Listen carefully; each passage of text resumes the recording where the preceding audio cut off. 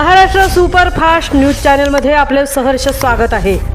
का सत्याची धार लेखणीची महाराष्ट्रातील ताज्या आणि वेगवान बातम्या पाहण्यासाठी आपल्या हक्काचे चॅनल शेअर करा, लाईक करा आणि सबस्क्राइब करा। धन्यवाद।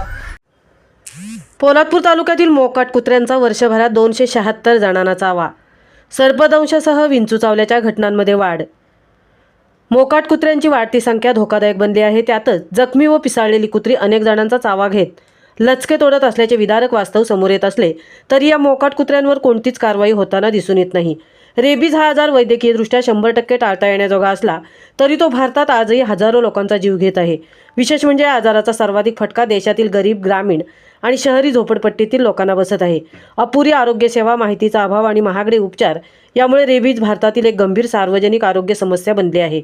पोलादपूर तालुक्यातील वार्षिक आढावा घेतला असता पोलादपूर ग्रामीण रुग्णालयात 241 तर पितळवाडी प्राथमिक आरोग्य केंद्र 33 व पळचील आरोग्य केंद्रामध्ये 2 जणांना कुत्रा चावल्याच्या घटना घडल्या आहेत।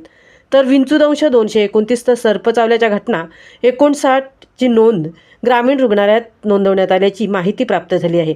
भटक्या कुत्र्यांची संख्या ही रेबीज नियंत्रणातील मोठी अडचण आहे। शहरी आणि ग्रामीण भागात मोठ्या प्रमाणावर मोकाट कुत्रे आढळतात।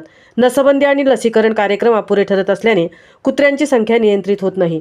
याचा थेट परिणाम मानवी रेबीज प्रकरणांवर होत आहे। केंद्र सरकारने नॅशनल रेबीज कंट्रोल प्रोग्राम अंतर्गत रेबीज नियंत्रणासाठी प्रयत्न सुरू केले आहेत। यामध्ये कुत्र्यांचे लसीकरण, नसबंदी तसेच जनजागृती मोहिमा राबवल्या जात आहेत।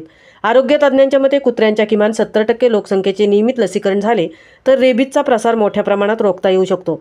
मात्र सध्या हे उद्दिष्ट गाठण्यात प्रशासन अपयशी ठरत आहे। रेबीज हा आजार केवळ प्राणघातक नाही तर आर्थिकदृष्ट्याही अत्यंत महागडा आहे। कुत्र्याने चावल्यानंतर तातडीने पोस्ट एक्सपोजर प्रोफिलॅक्सिस म्हणजे रेबीज प्रतिबंधक लसीचा संपूर्ण कोर्स घेणे अत्यावश्यक असते। गंभीर चाव्यांमध्ये रेबीज इम्युनोग्लोब्युलिन देणेही आवश्यक असते।